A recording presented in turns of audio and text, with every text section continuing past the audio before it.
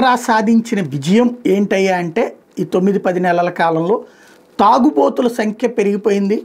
తినడం కంటే తాగడానికి ఎక్కువ తగలేస్తున్నారు. ఇది నేరుగా ప్రభుత్వాన్ని ఏమనలేదు, చంద్రబాబుని ఏమనలేదు, లేకపోతే పవన్ ఏమనలేదు. కానీ ఒక కథనాన్ని బేస్ చేసుకుంటూ జ్యోతినే రాసుకొచ్చినటువంటి కథనం ఇది.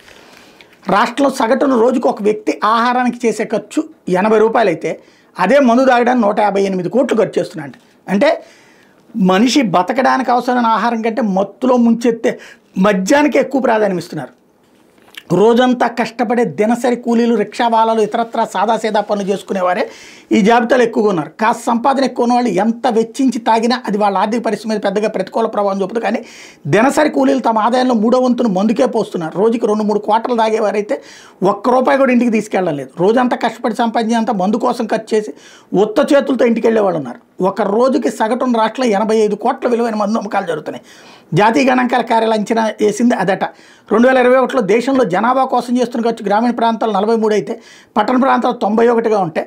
ప్రస్తుత ధరల ప్రకారం చూస్తే పట్టణ గ్రామీణ ప్రాంతాల్లో సగటు ఖర్చు 80 రూపాయలు అయితే ఉదయం బ్రేక్ఫాస్ట్, మధ్యాహ్నం రాత్రి భోజనానికి చేసే ఖర్చు ఇదవుతుంటే బాటిల్ మాత్రం రాష్ట్రంలో సగటున 1,01,253 కేసులు లిక్కర్ విక్రయాలు అమ్ముతున్నారట. అంటే 48,60,158 సీసాలు. అదే సమయంలో రోజుకు 34,600 కేసులు బీరు అమ్ముడవుతుందంట. ఈ లెక్క 4,15,221 బీర్లు తాగేస్తున్నారు రోజుకి. రాష్ట్ర జనాభా 5 కోట్లు అయితే దీంట్లో మహిళలు, పిల్లలు కాకుండా పురుషుల సంఖ్య 2 కోట్లకి పైనే ఉంది.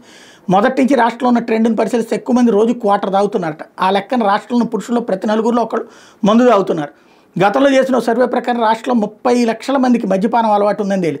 ఇప్పుడు అది 50 లక్షలు దాటిందట. ఇది మన ప్రభుత్వాలు సాధించినటువంటి గొప్ప ఘనత. 2021లో 1,87,59,131 మందు అమ్మితే 2023-24 జగన్ దిగిపోయే నాటికి 3,46,069 3,46,69,000 లిక్కర్ బాటిళ్ళు, బీర్ బాటిళ్ళు 1,17,08,000 అమ్మితే ఇప్పుడు 3,34,13,592 లిక్కర్ బాటిళ్ళు, 1,14,18,587 బీర్లు అమ్ముతున్నారన్నట్టు అది లెక్క చెప్తున్నారు.